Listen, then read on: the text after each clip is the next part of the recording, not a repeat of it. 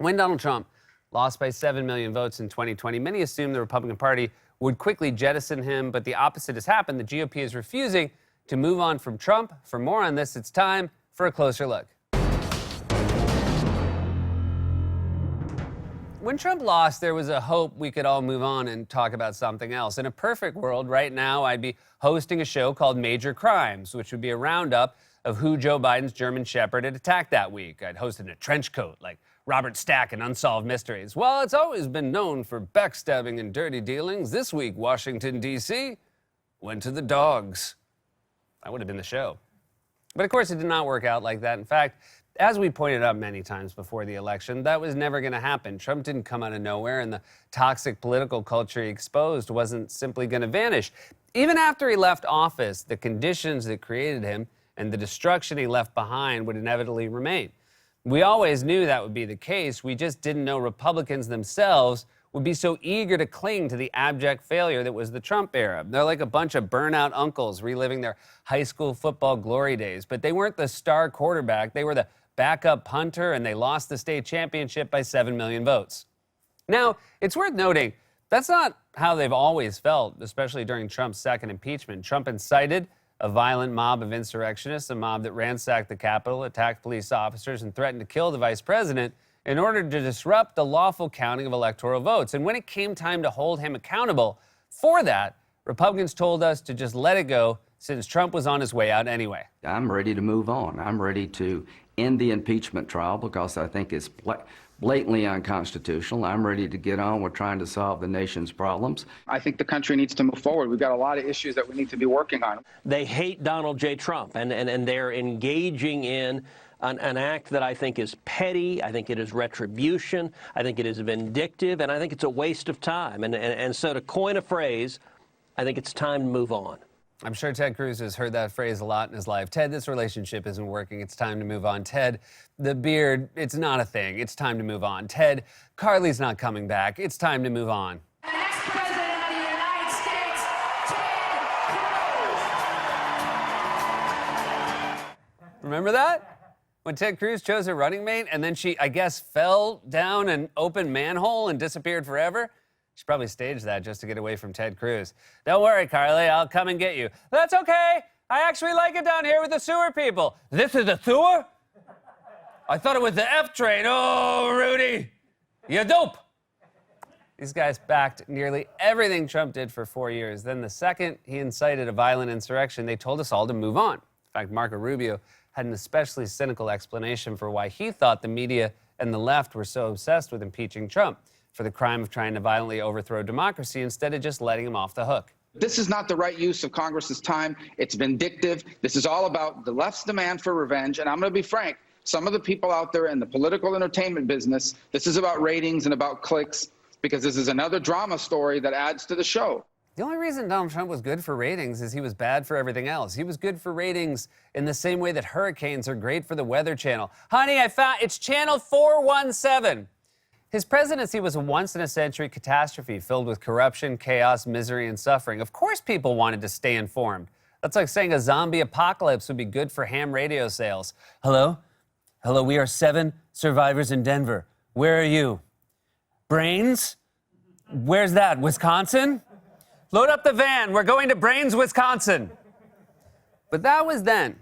Same Republicans who told us to move on from Trump after he incited a violent insurrection are now clinging to Trump like doomsday preppers clinging to a plastic bag filled with gas. And side note, guys, let's, just stop hoarding gas. This isn't Mad Max. He's President Joe, not a Morton Joe. What's next? Sean Hannity hosting a show as the Doof Warrior. Did I say it right? Find out next week's Corrections. NBC's putting us on primetime and rebranding it as Chicago Corrections. Bad news, boss. You got another flub.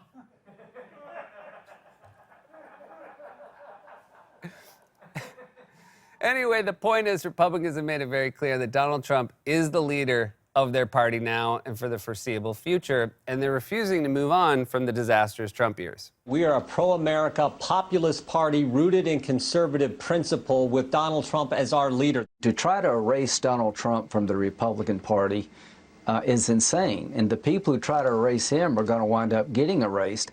It's impossible for this party to move forward without President Trump being its leader. They look at Donald J. Trump and they look at the millions and millions of people inspired who went to battle fighting alongside President Trump, and they're terrified. And they want him to go away. Let me tell you this right now, Donald J. Trump ain't going anywhere. First of all, there's nothing more grating than Ted Cruz trying to fire up a crowd. He might actually have negative charisma. He sounds the way hot dog water smells. He's the guy casinos bring in when there's a hot roller at the craps table. Come on, Lucky 7. Oh, no, snake eyes. Too bad. So sad. I think Cruz is right that Trump isn't going anywhere, but only in the literal sense that he physically does not go anywhere. He never leaves Mar-a-Lago. Most exercise he gets is kicking his ball back onto the fairway and wandering from room to room, interrupting various private events like a guy on a business trip at a Radisson looking for the right conference room. Is this the voter fraud meeting? No, it's a wedding reception. Would you like me to say a few words about voter fraud? Trump's like an improviser who has an audience plant yell out suggestions. Can I get a location? Wedding. Can I get a topic? Voter fraud. We take you there now. In fact, Republicans are so deeply attached to Trump, despite how horrendous he was for the country, they can't seem to stop talking about him, as Fox News pointed out during an interview with Mitch McConnell this week. Since April 24th, fundraising emails from Republicans have mentioned the former president 97 times, an average of more than 5 times a day. You're saying the focus is not on the past, but you're using the former president's name, and Republicans are, to raise money for 2022. 5 times a day. Republicans talk about Trump more than I talk about my Vince Vaughn impression. Jeez, man, give it a rest. Ooh, I just switcheroo. In fact, one of those Republicans is Marco Rubio, the same guy who claimed it was the left who was obsessed with Trump for ratings and clicks. Rubio sent out a fundraising email this week bragging about the fact that he was one of the first people mentioned by name on Trump's new blog. Rubio wrote in a fundraising email, "I was lucky enough to be one of his first posts." It should be noted that this is the same blog that the former president used to call Kentucky Derby winner Medina Spirit a junkie. And I know there's some out there who think we should ignore when a former president calls a horse a junkie. And well, I just want to say, no can do. I don't have the strength to ignore it when a grown man hears a horse failed a drug test and then calls the horse a junkie. Not now. Not ever. Wish I could. But I can't. Also, can it get more pathetic than Rubio saying I was lucky enough to be one of his first posts? Republicans talk about Trump the way teens at a concert talk about One Direction. Jenna, oh my God, he looked at me. Harry looked at me. He made direct eye contact with me. Jenna, did you see that? Jenna, did you see him look right at my direct eyes? Jenna, are you listening? Harry Styles looked at me, Jenna, and now we're going to get married. And Jenna, you're not coming, Jenna. You're not coming because you didn't believe me. You didn't believe me, Jenna. Oh, wait. Oh, hold on. No, he's looking at you, Jenna.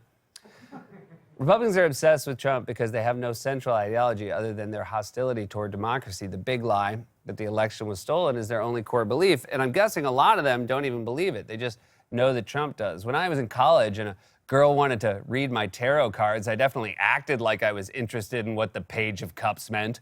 But Republicans know they can weaponize Trump's big lie to make it harder for people to vote and thus easier for the GOP to win elections. That's why their #1 legislative priority is codifying Trump's big lie through voter suppression laws so they can rig the game in their own favor. They've calculated that they don't need to appeal to a majority of Americans the way a healthy democracy normally works if they can just exploit anti-democratic methods like gerrymandering and electoral college to stay in power, which is why they've decided to stay so closely tied to Trump. In a way, you can see how the incentives work. It's like in a normal world, the Jets have to get better in order to win games. But if they could pass legislation only making it legal for opposing teams to score on Tuesdays from 9 a.m. to noon, they'd be in way better shape. Touchdown Chiefs, and that's not good for the Jets. Wait, hold on. The ref is running over, and Patrick Mahomes' signature is not an exact match. They're taking the points off the board. The point is, Republicans have calculated they don't need democracy, so they can stick by a deeply unpopular ex-president who never once cracked 50% job approval and never won the popular vote. In fact, they're so openly hostile to democracy, they're actually excusing the mob that seized the Capitol on January 6th.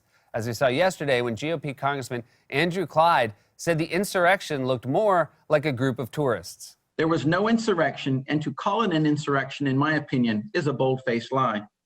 Watching the TV footage of those who entered the Capitol and walked through Statuary Hall showed people in an orderly fashion staying between the stanchions and ropes, taking videos and pictures. You know, if you didn't know the TV footage was a video from January the 6th, you would actually think it was a normal tourist visit. The only way that makes sense is if this guy is French. It looks like a normal American tourist to me, yes. Rude slobs, always with the McDonald's, Mickey Mouse here, trying to kill the vice president. Seriously, you out of your mind? Wait, why am I asking that question? Of course you're out of your mind. They stormed barricades and offices, attacked police officers, and threatened to kill the vice president. No sane person saw that footage and thought, how peaceful. Is that a school field trip? Did they make lanyards and use the buddy system? This is how deranged the modern GOP is. In a healthy, functioning democracy, a deeply unpopular president who lost badly after leaving the country in ruins would be quickly jettisoned by his party. But Republicans are sticking with Trump because they've calculated they don't need to appeal to a majority of Americans. They figure no matter how many times they lose, if they can rig the game in their favor, the Republican Party Ain't going anywhere. This has been A Closer Look.